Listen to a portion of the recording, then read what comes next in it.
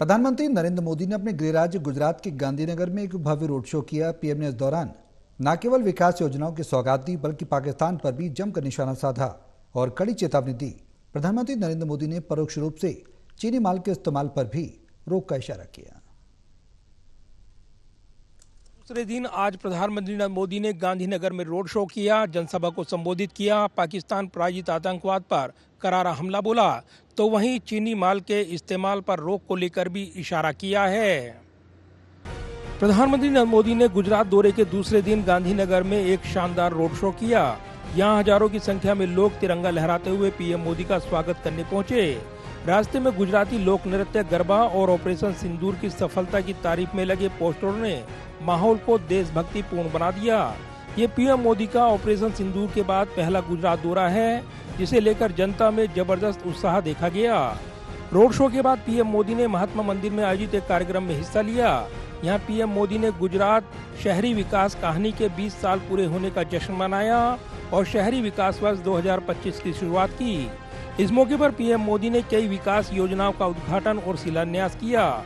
इनमें शहरी विकास, स्वास्थ्य और जल आपूर्ति से जुड़े प्रोजेक्ट शामिल हैं।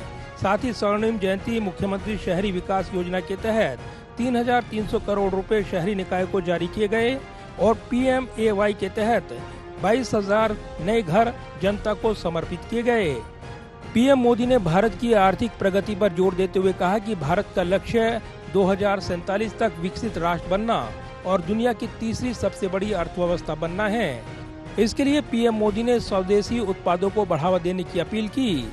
इस दौरान पीएम मोदी ने चीन की ओर इशारा किया और विदेशी वस्तुओं पर निर्भरता कम करने और आत्मनिर्भरता पर जोर दिया। पीएम मोदी ने परोक्ष रूप से चीनी माल के इस्तेमाल रोकने की अपील करते हुए कहा कि हम गांव-गांव व्यापारियों को शपथ दिलाएंगे कि विदेशी सामान का उपयोग नहीं करेंगे। यहां तक कि गणेश जी की मूर्तियां भी विदेश से आ रही हैं। छोटी आंख वाले गणेश जी, ये अब नहीं चलेगा। ऑपरेशन सिंदूर जन बल का मतलब मेरा होता है जन जन देश के विकास के लिए भागीदार बने, दायित्व संभालें।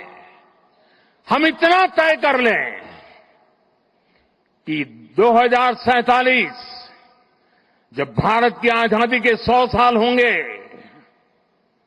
विकसित भारत बनाने के लिए तत्काल भारत की इकोनॉमी को 4 नंबर से 3 नंबर पर ले जाने के लिए अब हम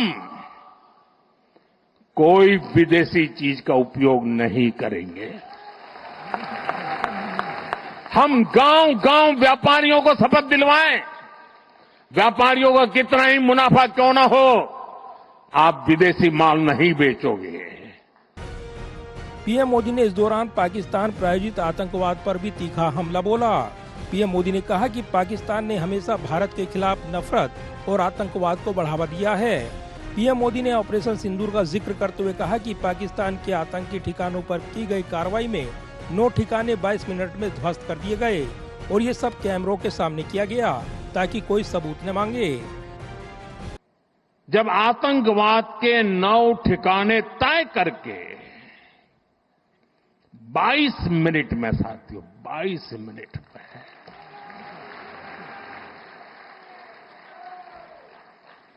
उनको ध्वस्त कर दिया, और इस बार तो सब कैमरा के सामने की सारी व्यवस्था रखी थी ताकि हमारे घर में कोई सबूत न मांगे। अब हमें सबूत नहीं देना पड़ रहा है, वो ऊपर वाला दे रहा है। पीएम मोदी ने पाकिस्तान प्रायोजित आतंकवाद को लेकर कहा कि ये कोई प्रॉक्सी वार नहीं बल्कि पाकिस्तान की युद्ध रणनीति है। आतंकवादियों को वहां राज्य के सम्मान दिया गया, उनके ताबूतों पर पाकिस्तानी झंडा डाला गया।